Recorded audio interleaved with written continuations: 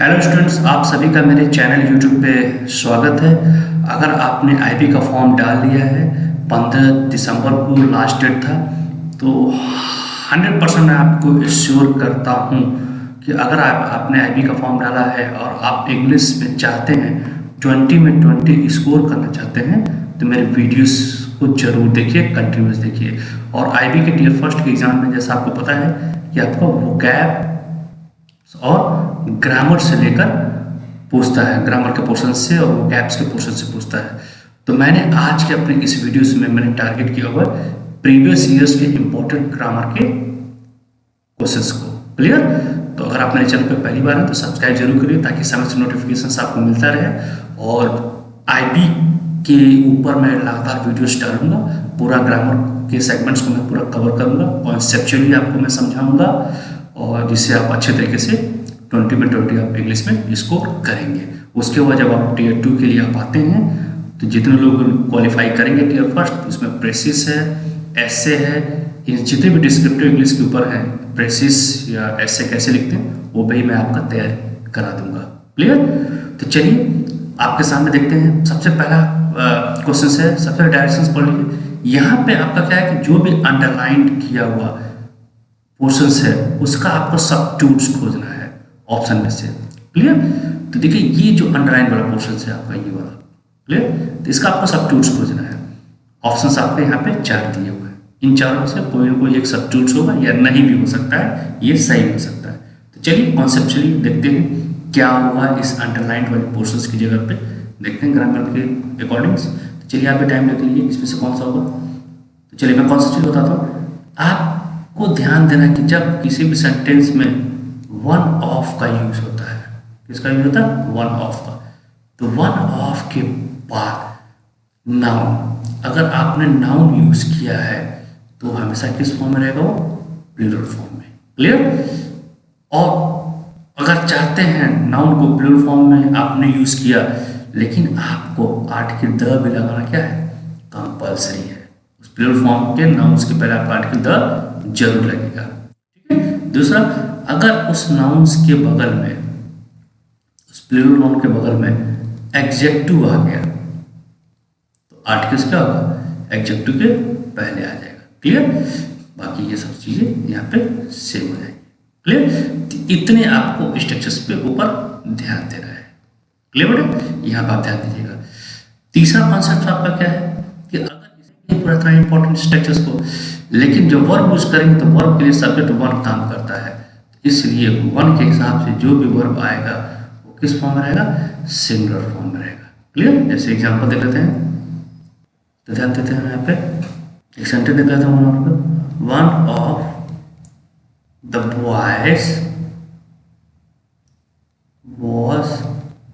Were present yesterday. ठीक है? इसके ऊपर ध्यान देना हम आपको। तो देखा हम लोगों ने वन का यूज हुआ है और उसके साथ क्या लगा? ऑफ आया है। तो सभी पॉइंट को ध्यान रखना हम लोग को। तो ऑफ के बाद नाउन प्लूरल फॉर्म होना चाहिए, प्लूरल फॉर्म हो गया। आर्टिकल द लगना चाहिए, आर्टिकल द लगा हुआ है। क्लियर? अब हमें वर्ब देखना, तो वन ही वर्ब को डिसाइड करेगा। तो इसके हिसाब से क्या होगा आपका? यहाँ पे वॉज आएगा, वर्ब आपका क्या हो जाएगा? गलत रहेगा। क्लियर? तो हमें वन ऑफ के बाद नाउन्स को प्लूरल फॉर्म में देखना है और उसके बाद फिर क्या करना है आपको? आर्टिकल्स द को देखना है। ठीक है? तो चलिए ऑप्शंस में देखते हैं हम लोग पूरा। यहाँ पे देखते हैं नाउन प्लूरल फॉर्म में यहाँ पे। ठीक है? यहाँ पे भी नाउन प्लूरल फॉर्म में है। क्लियर? यहाँ पे नाउन प्लूरल फॉर्म में नहीं है, इसका मतलब ये ऑप्शन तो कट गया। क्लियर? ये तो ऑप्शन कट गया आपका। अब हमारा क्या है कि मोस्ट के पहले रेस्पेक्टेड क्या हो गया? आपका एडजेक्टिव हो गया। अब इसके बाद मोस्ट आया हुआ तो ऑफ के बाद हमारा आर्टिकल द होना चाहिए यहाँ पे। तो देख लेते हैं द कहाँ पे लगा हुआ है। इसका मतलब इम्प्रूवमेंट तो चाहिए, क्योंकि यहाँ पे द लगा नहीं हुआ, तो इसलिए ये भी ऑप्शन कट गया। अब इसी में से दोनों में से कोई एक होगा, चाहे वन हो चाहे टू हो। क्लियर? तो अब देखते हैं हम लोग यहाँ पे। तो रेस्पेक्ट का जो एडजेक्टिव फॉर्म होता है वो रेस्पेक्टिव या रेस्पेक्टेड होता है। क्लियर? एडजेक्टिव फॉर्म रेस्पेक्ट नहीं होता। रेस्पेक्ट क्या होगा? वर्ब का काम करता है, जबकि नाउन्स के बगल में क्या होता है? एडजेक्टिव होना चाहिए। तो यहाँ पे आपका एडजेक्टिव दिया हुआ है। क्लियर? और आर्टिकल द हो गया, मोस्ट हो गया। बस ये रिस्पेक्ट के नाते ये ऑप्शंस क्या हुआ? कट गया। इसका एडजेक्टिव फॉर्म क्या होता है? रेस्पेक्टेड होता है। इसलिए हमारा कौन सा आंसर सही होगा यहाँ पे, सेकंड वाला। क्लियर? तो देखा आप लोगों ने कितना कॉन्सेप्चुअल तरीके से हम लोग चीज़ों को देख रहे हैं। चलिए नेक्स्ट क्वेश्चन की तरफ पढ़ते हैं। Question number second. अब क्वेश्चन नंबर सेकंड में देखते हैं हम लोग को, यहाँ पे जो अंडरलाइन वाला पोर्शन है, यहाँ पे आपको इम्प्रूवमेंट्स होगा कि नहीं होगा उसके ऊपर हम लोग चर्चा करते हैं। क्लियर? जो सेंटेंस यहाँ पे, तो देखते हैं सेंटेंस कैसे शुरू हुआ है। ऑफिसर्स, यहाँ पे सब्जेक्ट क्या दिया है आपको, ऑफिसर्स, प्लूरल फॉर्म में दिया है, और प्लूरल फॉर्म सब्जेक्ट दिया है, तो यहाँ पे वर्ब किस फॉर्म में लगा हुआ, प्लूरल फॉर्म में हुआ। क्लियर? और इसी ऑफिसर्स के लिए यहाँ पे देयर का यूज किया गया है। ऑफिसर्स क्या है, प्लूरल फॉर्म में है, इसलिए आइडेंटिटीज भी किस फॉर्म में है, प्लूरल फॉर्म में है। क्लियर? तो अब देखते हैं कि भाई यहाँ पे इंप्रूवमेंट्स होगा कि नहीं होगा। चलिए ऑप्शन से पहले देखते हैं। यहाँ पे देखिए जब ऑफिसर्स प्लूरल फॉर्म में है तो उसके लिए पॉजेसिव प्रोनाउंस क्या होगा, देयर हो गया। तो यहाँ पे हिज क्यों दे दिया है, इसका मतलब ये तो ऑप्शन गलत है। ठीक है ना? अगर इंप्रूवमेंट्स करते भी हैं तो ये तो होगा नहीं, हटा दो। ठीक है ना? देखते हैं पहले इंप्रूवमेंट्स होगा कि नहीं होगा, ऑप्शन के थ्रू देखते हैं। फिर उसके बाद यहाँ पे क्या है, देयर का जब यूज किया गया है तो इसके बाद जो भी नाउन आएगा प्लूरल फॉर्म में आएगा, क्योंकि ऑफिसर्स क्या है, प्लूरल फॉर्म में है। देखिए आइडेंटिटीज है, तो यहाँ पे इसको इसने आइडेंटिटीज को सिंगुलर फॉर्म में कर दिया, इसलिए ये भी गलत हो गया आपका। क्लियर? तीसरा पे देखते हैं, चौथा नंबर ऑप्शन से देखते हैं कि टू के बाद हमारा वर्ब किस फॉर्म में रहेगा, फर्स्ट फॉर्म में रहेगा, इन्फिनिटिव फॉर्म में आएगा। क्लियर? तो इन्फिनिटिव फॉर्म में आएगा, तो यहाँ पे टू के बाद इन्फिनिटिव फॉर्म में दिया हुआ है, लेकिन यहाँ पे क्या कर दिया इसने, आईएनजी लगा दिया है, इसीलिए ऑप्शन क्या होगा, ये भी गलत हो गया। तो इसका तो ये भी गलत हो गया, तो ऑप्शन बचा क्या, सिर्फ और सिर्फ 3 बचा। इसका मतलब ये सेंटेंस में कोई इंप्रूवमेंट्स की जरूरत नहीं, जो अंडरलाइन वाला पोर्शन है वो एकदम सही है, नो इंप्रूवमेंट्स रिक्वायर्ड। ठीक है, चलिए आगे बढ़ते हैं। Question number third. Question number third में देखते हैं कि बुक्स यहाँ पे क्या है, प्लूरल फॉर्म में है। ठीक है, अभी अंडरलाइन वाला पोर्शन है, अभी इस अंडरलाइन वाले पोर्शन में रिक्वायरमेंट चाहिए, इसको करेक्शन चाहिए, करेक्शन रिक्वायर्ड है कि नहीं, चलिए इसको ऊपर देखते हैं पूरा। अब बुक्स हो गया, सब्जेक्ट का काम हो गया। ठीक है, यहाँ पे सब्जेक्ट का काम करता है। सब्जेक्ट बाद हमको क्या चाहिए, वर्ब चाहिए। सब्जेक्ट बाद हमको क्या चाहिए, वर्ब चाहिए। जबकि कॉस्टिंग को इसने क्या कर दिया, आईएनजी लगा के इसको नाउन में कन्वर्ट कर दिया या आईएनजी कर दिया, जबकि हमको बुक्स के बाद क्या करना है, वर्ब चाहिए। वो भी किस फॉर्म में चाहिए, फर्स्ट फॉर्म में चाहिए, या तो सेकंड फॉर्म में चाहिए, थर्ड फॉर्म में चाहिए, मतलब कुल मिलाकर वर्ब चाहिए, आईएनजी नहीं चाहिए। आईएनजी इसलिए नहीं चाहिए क्योंकि बुक्स के बाद यहाँ पे या तो आर लिखा होता तब हम आईएनजी पे दिमाग लगाते, तो आर तो ऐसा दिया नहीं है, इसलिए हम वर्ब्स को देखेंगे पूरा। तो कहाँ कहाँ पे वर्ब्स लगा हुआ है देख लेते पहले। इसका मतलब इम्प्रूवमेंट तो चाहिए, तो इम्प्रूवमेंट तो चाहिए, तो इसका मतलब क्या है, नो इम्प्रूवमेंट्स रिक्वायर कर रहा है आप, इम्प्रूवमेंट चाहिए, इसका मतलब ये ऑप्शन कट गया। ठीक है, यहाँ पे देखो फिर आईएनजी लगाया हुआ है, इसका मतलब ये ऑप्शन 4 नंबर ऑटोमेटिकली कट गया पूरा। अब हमें वर्ब का फर्स्ट फॉर्म चाहिए, तो वर्ब का फर्स्ट फॉर्म यहाँ पे है, वर्ब का फर्स्ट फॉर्म यहाँ पे है, तो इन्हीं दोनों से कोई एक होगा। तो देखते हैं यहाँ पे, फिर देखो सेकंड वाले वर्ब को क्या कर दिया इसने, आईएनजी कर दिया है, क्योंकि दोनों वर्ब फर्स्ट फॉर्म में ही रहेंगे, क्योंकि दोनों वर्ब किसको क्वालिफाई कर रहे हैं, बुक्स को। लेकिन यहाँ पे देखो दूसरे वर्ब को भी यहाँ पे फर्स्ट फॉर्म में किया हुआ है, इसलिए ये भी ऑप्शन कट गया, फर्स्ट हमारा क्या हो गया, सही हो गया। क्लियर? चलिए 4 नंबर क्वेश्चन से देखते हैं हम लोग, यहाँ पे इंप्रूवमेंट चाहिए कि नहीं। अब देखिए यहाँ पे बहुत काफ़ी इंपॉर्टेंट क्वेश्चन है, शानदार कॉन्सेप्ट, इस पर ध्यान रखिएगा, पूरा याद कर लीजिएगा, इसको अच्छे तरीके से समझ लीजिएगा पूरा। मस्ट अप्लाई इन यहाँ पे दिया हुआ है, तो अब यहाँ पे ध्यान दीजिएगा कि पहले ऑप्शन पे चलते हैं, क्या क्या ऑप्शन में शुड के बाद वर्ब को इसने सेकंड फॉर्म में यूज कर दिया, जबकि जानते हैं हम लोग कि मॉडल्स के बाद मॉडल अगर यूज करते हैं तो मॉडल के डायरेक्ट बाद वर्ब का फर्स्ट फॉर्म आता है। क्लियर? तो इसके लिए ऑप्शन से क्या गई, ये तो कट गया। क्लियर? दूसरा तीसरा आपका क्या दिया है यहाँ पे, नो इम्प्रूवमेंट चाहिए या नहीं चाहिए, ये दिया हुआ है। चौथा, out to apply your selfs, तो यहाँ पे यू की बात कर रहा है, यू क्या आपका यहाँ पे सिंगुलर का सेंस दे रहा है। ठीक है ना? तो इसके बाद अगर आपको यूज भी करना है तो आप क्या यूज करेंगे, योर सेल्फ यूज करेंगे। क्लियर? तो इसका मतलब यहाँ पे योर सेल्फ कर दिया है, इसके भी यहाँ पे क्या होगा, ये भी ऑप्शन क्या होगा, कट गया पूरा। क्लियर?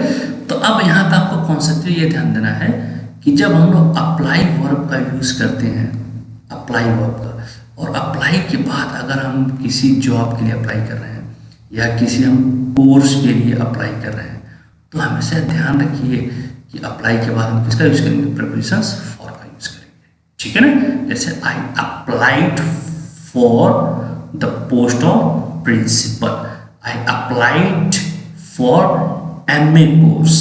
क्लियर, अप्लाई के बाद फॉर का यूज करेंगे। लेकिन जब आपका वर्क हार्ड का सेंस देना हो, कठिन परिश्रम का सेंस देना हो, वहाँ पे आपका सेंस आता है सेंटेंस से। अगर कठिन परिश्रम का सेंस आता है तो हमेशा ध्यान रखिए कि अप्लाई के बाद अप्लाई लिखेंगे और उसके बाद आपका क्या होगा, ऑब्जेक्ट आएगा। स्ट्रक्चर ध्यान दीजिएगा। और ऑब्जेक्ट के बाद हम क्या यूज करेंगे, टू। और टू का यूज करने के बाद अगर आपका कोई वर्ब आता है तो first form plus ING use होगा। First form plus ING use होगा। ठीक है ना। तो अब हम लोग को यहाँ पे ये ध्यान देना है कि वर्ब का first form plus ING use होगा यहाँ पे। क्लियर। तो चलिए देखते हैं इसमें से कौन सा हमारा कॉन्सेप्चुअल तरीके से कौन सा सही है, एक एक करके देखते हैं पहले। तो सबसे पहले यहाँ पे देखिएगा, if you want to grow, अगर आप ग्रो करना चाहते हैं तो आप you must apply in whatever you do. तो जो भी आप काम करते हैं उसमें आपको कठिन परिश्रम करना पड़ेगा, तभी आप ग्रो कर सकते हैं। क्लियर। इसमें देखिए कठिन परिश्रम का सेंस आ रहा है, वर्क हार्ड का सेंस आ रहा है। इसका हमारा कौन सा स्ट्रक्चर से पे बनाना पड़ेगा इसको, इस वाले स्ट्रक्चर्स पे। तो अप्लाई के बाद सीधे हमको क्या लगाना है, ऑब्जेक्ट। तो ऑब्जेक्ट तो है नहीं, तो जब ऑब्जेक्ट नहीं दिया जाता तो जो भी हमारा प्रोनाउंस होता है वही अपना रिफ्लेक्सिव प्रोनाउंस को भेज के ऑब्जेक्ट की खानापूर्ति कर देता है। तो यू का जो रिफ्लेक्सिव प्रोनाउंस होता है वो योर सेल्फ होता है। क्लियर। तो ये अप्लाई, यहाँ पे अप्लाई के बाद यू क्या करेगा, यहाँ पे अप्लाई के बाद योर सेल्फ आ जाएगा। अप्लाई के बाद क्या आ जाएगा, योर सेल्फ आ जाएगा। क्लियर। और उसके बाद फिर हमको क्या देखना है, ऑब्जेक्ट खानापूर्ति हो गया योर सेल्फ से। उसके बाद हमको क्या रखना है, टू देखना है। क्लियर। तो टू देखना है तो यहाँ पे क्या है, इन लगा हुआ। इसका मतलब आपको क्या है, इंप्रूवमेंट तो चाहिए। तो ऑप्शन नंबर क्या होगा, ये भी हमारा गलत हो गया। क्लियर। अब देखिए यहाँ पे मस्ट अप्लाई, देखिए यू के हिसाब से क्या लगा, योर सेल्फ लगा हुआ और यहाँ पे टू लगा हुआ है। क्लियर। तो इसलिए हमारा आंसर कौन सा सही हो जाएगा, सेकंड नंबर। क्लियर। अब यहाँ पे हमको ये ध्यान देना है कि अगर मान लीजिए इस स्ट्रक्चर्स पे कोई आपको स्ट्रक्चर्स में एक एग्जांपल देता हूँ, इस स्ट्रक्चर पे कैसे आपको बनाएंगे। जैसे मान लीजिए कोई एक सेंटेंस में बोलता हूँ, देखिए वी अप्लाइड, वी। क्लियर। तो देखिए यहाँ पे जो स्ट्रक्चर्स मैंने जो लिखा हुआ है इस पे देखिए मैंने एक यहाँ पे एक एग्जाम्पल्स के रूप में आपको समझा दिया। देखिए अप्लाइड मैंने यूज किया है, इसका मतलब इस प्रॉब्लम का सोल्यूशंस को पाने के लिए आपको क्या करना पड़ेगा, आपको दिमाग को एकदम कठिन तरीके से आपको इस्तेमाल करना पड़ेगा, उसको यूज करना पड़ेगा, तभी आप अपने प्रॉब्लम का सोल्यूशंस निकाल सकते हैं या पा सकते हैं। तो देखिए मैंने इसका स्ट्रक्चर सिस्टम यूज किया है। तब अप्लाइड के बाद मैंने क्या लिखा, आवर माइंड क्या करेगा, आपका ऑब्जेक्ट्स का काम करेगा। अब टू के बाद वर्ब में कौन सी फॉर्म आएगी, आईएनजी फॉर्म आएगी। क्लियर। तो एग्जाम्पल्स के रूप में आप इसको भी देख सकते हैं। ठीक है, ये भी स्ट्रक्चर्स आपके लिए इंपॉर्टेंट है। क्लियर। चलिए नेक्स्ट क्वेश्चन की तरफ मूव करते हैं। Question number 5। अब क्वेश्चन नंबर 5 में हम देखते हैं, यहाँ पे क्वेश्चन नंबर 5 में क्या है, ये देखिए ये जो आयरनिकल का इंप्रूवमेंट चाहिए कि नहीं चाहिए, इसके ऊपर हम लोग को ध्यान देना है। तो सबसे पहले इसका हम लोग पार्टिसिपल देख लेते हैं। आयरनिकल जिस वर्ड्स के लास्ट में एयर लगा होता है वो एडजेक्टिव का काम करता है। इसका मतलब आयरनिकल किसको क्वालिफाई कर रहा है, इट को। और इट क्या आपका है, प्रोनाउन। अब प्रोनाउन क्या था, सब्जेक्ट का रोल प्ले करता है। सब्जेक्ट का रोल कौन प्ले करता है पार्टिसिपल में, नाउन और प्रोनाउन। इसका मतलब ये क्या, इसका जब ये प्रोनाउंस को क्वालिफाई कर रहा है ये वर्ड, इसका मतलब इसका पार्टिसिपल क्या हो गया, एडजेक्टिव। और एडजेक्टिव फॉर्म ये है। अब यहाँ देखते हैं जिस वर्ड्स के लास्ट में आईएसएम लगता है वो नाउन होता है। इसका मतलब हमको तो चाहिए एडजेक्टिव, जबकि एडजेक्टिव दिया हुआ है। अब यहाँ पे कर रहा है कि आप 1 नंबर ऑप्शंस कर दीजिए नाउन, इसका मतलब गलत है, नाउन नहीं चाहिए। आयरनी भी क्या है, नाउन है, नहीं चाहिए। आयरनिकली क्या आपका है, एडवर्ब है, ये भी नहीं चाहिए। हमको क्या चाहिए, एडजेक्टिव ही चाहिए। और नो सब्स्टिट्यूशन रिक्वायर्ड, मतलब सब्स्टिट्यूशंस, इसका मतलब एडजेक्टिव फॉर्म में दिया ही है, तो इसका मतलब नो सब्स्टिट्यूशंस रिक्वायर्ड। पूरा सेंटेंस क्या है आपका सही है। तो ऑप्शन कौन सा सही हो जाएगा, 3rd नंबर। क्लियर। तो देखा हम लोगों ने कितने कॉन्सेप्चुअली तरीके से हमने 5 क्वेश्चंस को यहाँ पे सॉल्व कर लिया। तो अगर आप चाहते हैं इस टाइप के मैं वीडियोस डेली का डेली आईपी को टारगेट करके मैं डालूं, जिससे आपका इंग्लिश में आपका 20 में 20 स्कोर हो जाए, तो मेरे चैनल पर पहली बार है तो सब्सक्राइब जरूर कर लीजिए, ताकि मुझे भी कॉन्फिडेंस मिलेगा और मैं इसी तरीके से कॉन्सेप्चुअली मैं आपको समझाता रहूँगा और ग्रामर में आपका समय से पहले खत्म कर दूंगा। उसके बाद हम लोग वोकैबुलरी के ऊपर ध्यान देंगे। क्लियर। और मिलकर दोनों लोग मिलकर, हम और आप मिलकर इंग्लिश में 100% 20 में 20 क्या करेंगे, स्कोर करेंगे। क्लियर। चलिए मिलते हैं नेक्स्ट वीडियो में इसी तरह इंटरेस्टिंग कॉन्सेप्ट्स के साथ। Thanks for watching my videos.